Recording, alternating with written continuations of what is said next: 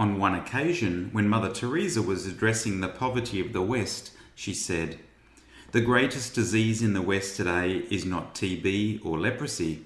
It is being unwanted, unloved, and uncared for. We can cure physical diseases with medicine, but the only cure for loneliness, despair, and hopelessness is love. There are many in the world who are dying for a piece of bread, but there are many more dying for a little love. The poverty in the West is a different kind of poverty. It is not only a poverty of loneliness, but also of spirituality. There's a hunger for love, as there is a hunger for God." But brothers and sisters, you may very well be asking, what has the West's poverty of love got to do with Gaudete Sunday? Well, let's see. As we come together this weekend to celebrate Gaudete Sunday or Rejoice Sunday, we need to ask ourselves again, what is the source of true and lasting joy in our lives? Is it getting the latest iPhone or Samsung TV? Is it getting a big pay rise and job promotion? Is it getting the most likes on Facebook or X? Is it going on an overseas holiday?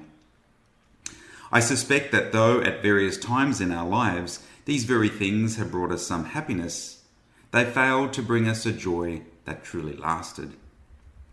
In today's second reading, we hear from St. Paul in what is known as his letter on joy to the Philippians. Some of us older Catholics will remember, I'm sure, the hymn based on St. Paul's words, "Rejoice in the Lord always, again I will say rejoice." As we know, St. Paul was stoned, beaten, shipwrecked, and lashed a number of times. Yet, while enduring one of his multiple imprisonments, from where he writes this letter, he still proclaims throughout the letter that we need to be joyful. Brothers and sisters, what then is the source of St. Paul's joy? It's obviously not earthly comforts, pleasures, or successes.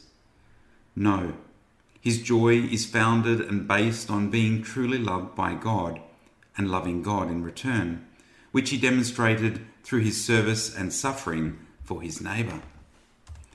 Father Henry Nouwen wrote that joy is the experience of knowing that you are unconditionally loved and that nothing, sickness, failure, emotional distress, oppression, war, or even death can take that love away. Yes, this is the sort of love that St. Paul experienced and hence was the source of his joy. Now, St. Paul was demonstrated to be one of the lucky few when he was transported to the third heavens.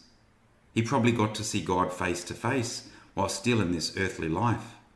So he truly experienced that divine love and joy at its fullest possible while still in this body. Even though we may not have had the same experience as St. Paul, nevertheless, I'm sure we've all had our own unique gifts of grace where God has shown his particular love for each and every one of us. And each one of us, in turn, is only asked to give back to God and neighbour in accordance with what we've been given. For as we know, you can't give what you haven't got.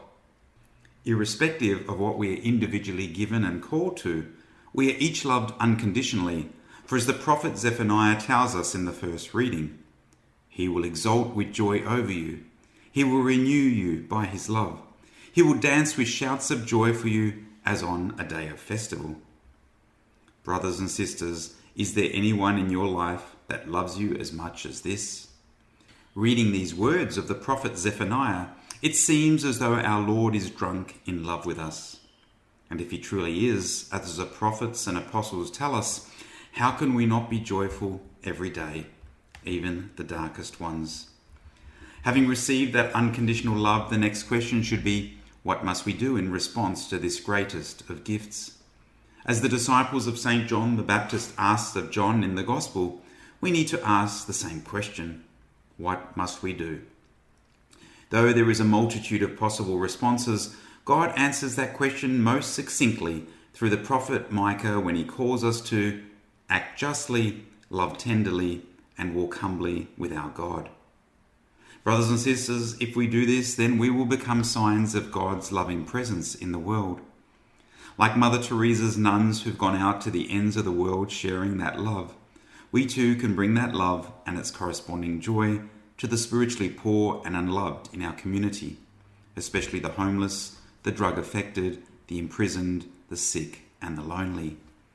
And then through us, they will come to know that there truly is a God who loves them. And as a result, they too can be filled with that same joy, even in the midst of their sufferings. Brothers and sisters, let us follow Jesus in loving all of those he puts before us, with the same reckless abandon, even to the point, if necessary, of sacrificing our own lives to bring them that love.